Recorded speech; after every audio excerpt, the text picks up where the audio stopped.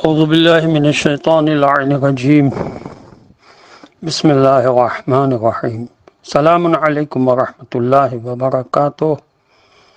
اللہ تبارک و تعالیٰ کا شکر ہے کہ اس نے مجھے یہ توفیق عنایت فرمائی کہ میں آج 10 مارچ کو 10 نمبر 70 آپ کی خدمت میں پیش کر رہا ہوں، اور جیسا کہ آپ جو مسلسل سن رہے ہیں دروس کو، وہ جانتے ہیں کہ میں جو انسان میں اخلاقی خرابیاں ہوتی ہیں ان کو بیان کر رہا ہوں، اور یہ راہ سعادت جو کتاب ہے علامہ العراقی صاحب کی، اس کتاب سے میں یہ دروس آپ کی خدمت میں پیش کر رہا ہوں۔ چنانچہ آج لالچ اور طمع کے سلسلے سے بات شروع کرتا ہوں، اور یہ عرض ہے کہ یہ لالچ اور طمع یہ بھی محبت دنیا کی ایک قسم ہے۔ دوسرے کے مال میں اپنے لیے امید قائم کرنا طمع کہلاتا ہے۔ رسول اکرم صلی اللہ علیہ وسلم کا ارشاد ہے کہ طمع نہ کرو، کیونکہ وہ تیرا فقر ظاہر کر دے گا۔ حضرت علیہ السلام کا ارشاد ہے کہ جس کا مثل نظیر ہونا چاہتا ہے اس سے مستغنی ہو جا، اور جس کا بندہ واسع ہونا چاہتا ہے اس سے طمع رکھ، اور جس پر بزرگی چاہتا ہے اس کے ساتھ احسان کر۔ طمع کرنے والا ذلیل و خوار اور دوسروں کی نظر میں حقیر اور پست ہوتا ہے، اور باعث ذلت و حقارت ہے۔ طمع کرنے والا اس دہقان کی عورت کی طرح ہے جس نے ایک پیراہن لباس پہنا اور کوئی لباس دوسرا نہ رکھتی ہو۔ کوئی نامحرم سامنے آئے تو پیراہن کے دامن کو اٹھا لے تاکہ منہ پوشیدہ کرے، لیکن یہ نہ جانتی ہو کہ اگر منہ ڈھانپ لیا ہے تو کوئی اور چیز ظاہر بھی ہو گئی ہے۔ روز ایک درویش تنگ دست ایک مالدار کے دروازے پر گیا اور کہا، سنا ہے تو نے راہ خدا میں کوئی مال درویشوں کو دینے کا نظر کر رکھا ہے، میں بھی درویش ہوں۔ تو مالدار نے کہا کہ میں نے اندھوں کے لیے نظر کیا ہے، تو اندھا نہیں۔ درویش نے کہا، حقیقت میں اندھا میں ہوں، کیونکہ درگاہ الہی کو چھوڑ کر تیرے دروازے پر گدائی کے لیے آیا ہوں۔ یہ کہا اور واپس چلا گیا۔ امیر آدمی اس سے متاثر ہوا اور پیچھے دوڑ کر اس کو کچھ دینے کی کوشش کی، لیکن درویش نے قبول نہیں کیا۔ طمع و لالچ کی ضد استغنا و بے نیازی ہے، جس کے سبب قرب خداوندی حاصل ہوتا ہے۔ جو کوئی غیر خدا سے کوئی امید نہیں رکھتا، خدا اسے دو سکتا ہے۔ جو کوئی آدمیوں سے طمع نہ رکھے اور اپنے امور کو خدا پر چھوڑے، اس کے تمام کام پورے ہو جاتے ہیں۔ حضرت امام جعفر صادق علیہ السلام سے منقول ہے کہ شرف و بزرگی مومن کی رات کی بیداری میں ہے، اور اس کی عزت استغنا و بے نیازی میں ہے۔ اگلی صفت جو مذمومہ ہے وہ ہے بخل۔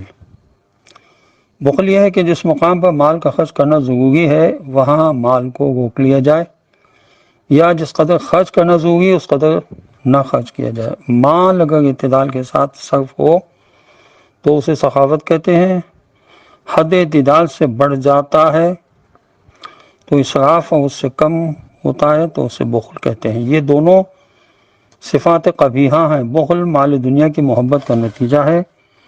بخالت کے متعلق اللہ تعالیٰ کا ارشاد ہے کہ وَلَا تَحْسَبَنَّ الَّذِينَ يَبْخَلُونَ بِمَا آتَاهُمُ اللَّهُ مِن فَضْلِهِ هُوَ خَيْرٌ لَهُمْ بَلْ هُوَ شَرٌّ لَهُمْ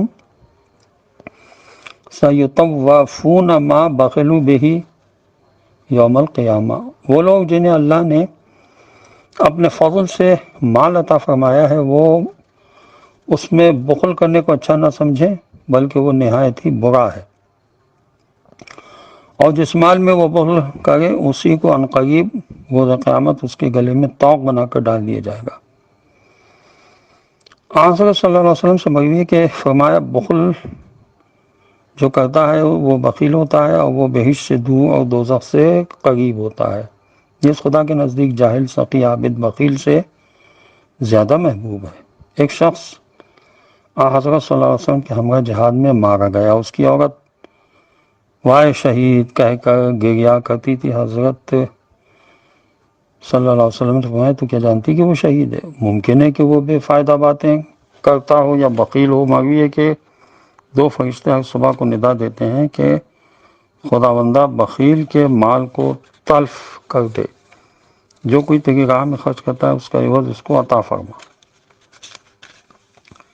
حضرت علیہ السلام فرماتے ہیں کہ بخالت آدمی کو حقیر و بے قدر کرتی ہے، بخیل کی عزت و ناموس فنا ہو جاتی ہے، بخیل کی اولاد اس کے ساتھ دشمنی کرتی ہے، اس کا دنیا میں کوئی دوست نہیں ہوتا، ہر کوئی اس سے متنفر ہوتا ہے، اس کی اولاد اور اہل و عیال اس کی موت کے متمنی ہوتے ہیں۔ لہذا عقل مندی کا تقاضا یہ ہے کہ اس مذموم صفت کی برائی سے آگاہ ہو اور اپنے نفس کو اس مہلک مرض سے نجات دلائے اور اس کی ضد صفت سخاوت کو حاصل کرنے کی کوشش کرے۔ سخاوت کی فضیلت یہ ہے کہ یہ وہ ثمرہ زہد ہے جو اعلیٰ ترین صفات انبیاء و اولیاء علیہ السلام و بندگان مقربین میں سے ہے۔ سخی ہر ایک کی نظر میں معزز و محترم ہوتا ہے، اس کے حضور و غیاب میں لوگوں کی زبانیں اس کی تعریف میں گویا ہوتی ہیں، اس کی محبت ہر ایک کے دل میں بیٹھ جاتی ہے، محتاج اور ضرورت مند فقیروں اور بےکسوں کی دعائے خیر کا مستحق ہوتا ہے، غرض ہے کہ بھلائی ہی بھلائی ہے، اور سعادت ہی سعادت ہے دین و دنیا دونوں میں۔ سعادت وہ کامرانی اور عزت و وقار کی دولت نصیب ہوتی ہے، یہی وجہ ہے کہ حضرت علیہ السلام نے ارشاد فرمایا کہ جس نے بخشش اختیار کی وہ بزرگ ہوا۔ حضرت نبی کریم صلی اللہ علیہ وآلہ وسلم کے ارشاد گرامی ہے کہ سخاوت بہشت کے درختوں میں سے ایک درخت ہے جس کی ڈالیاں زمین پر پھیلی ہوئی ہیں، جو کوئی اس ڈالی کو پکڑتا ہے وہ اس کو بہشت میں کھینچتی ہیں۔ فرمایا بہشت اہل سخاوت کا گھر ہے جو ان سخی گناہگار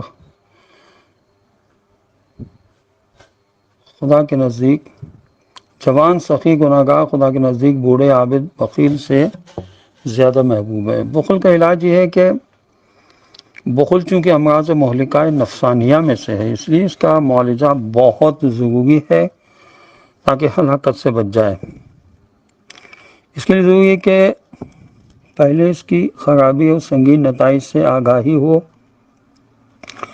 اور اس کی مخالفت صفت یعنی سخاوت کی فضیلت و منفعت کو پہچانے، جو آیات و اخبار ہے، جو احادیث میں مذمت بخل کی بیان کی گئی ہے ان کا مطالعہ کرے، بخیلوں کے انجام کی طرف نظر رکھے، معاشرے میں ان کی عزت و وقار و مقام کا جائزہ لے اور اس پر اپنا قیاس کرے، اپنے نفس امارہ سے مخاطب ہو، اے نفس اگر تو نے بخالت کی تو تیری شہرت بخالت دور دور تک پھیل جائے گی، اور اگر لوگ تجھ سے دور ہوں گے تو بخالت کا بنیادی سبب حب مال ہے، لہذا اس کی بے کنی لازم ہے۔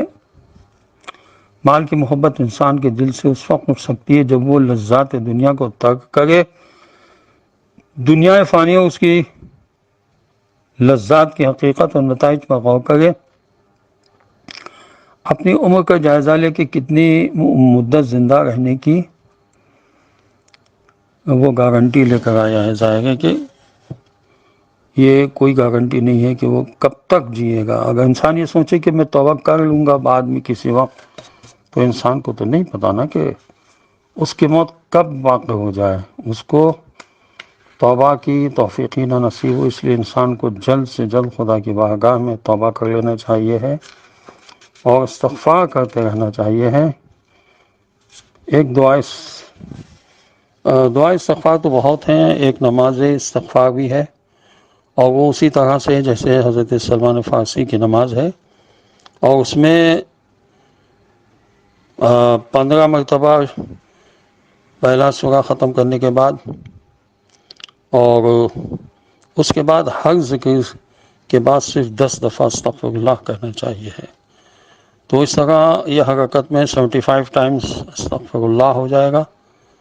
تو یہ 2 رکعت نماز انسان اگر جب بھی موقع ملے پڑھتا رہے، یہ دعائے استغفار بھی ہے اور نماز استغفار بھی ہے، اس سے انشاءاللہ خدا توبہ قبول فرمائے گا اور انشاءاللہ بندوں کی مغفرت ہوگی۔ خدا ہم سب کی مغفرت فرمائے، خدا امام زمانے کے ظہور میں تعجیل فرمائے اور ہمیں ان کے اعوان انصار میں شامل ہونے کی توفیق نصیب ہو۔